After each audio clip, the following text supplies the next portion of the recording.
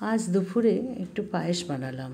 চালটাকে ধুয়ে দিয়ে দুধের মধ্যে দিয়ে দিলাম, ভালো করে ফোটালাম। ফোটানোর পর চালটা যখন দেখলাম সিদ্ধ হয়ে গেছে, তখন আমি আলাদা করে সরিয়ে রাখা দুধটা ঢেলে দিলাম। আমি এরকমভাবেই করি, দুধটা আদা আদি করে নিই।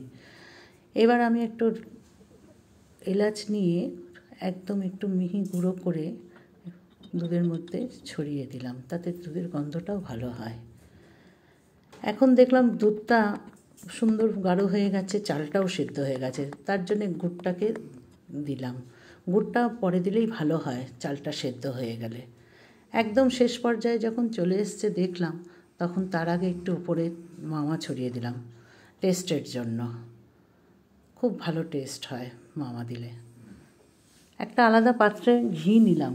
ঘি নিয়ে কিছু কাজু তার মধ্যে হালকা করে ভেজে একদম শেষে পায়েসের ওপরে ছড়িয়ে দিলাম, দিয়ে পায়েসটাকে নাড়িয়ে দিলাম, দিয়ে ব্যাস পায়েস আমার রেডি।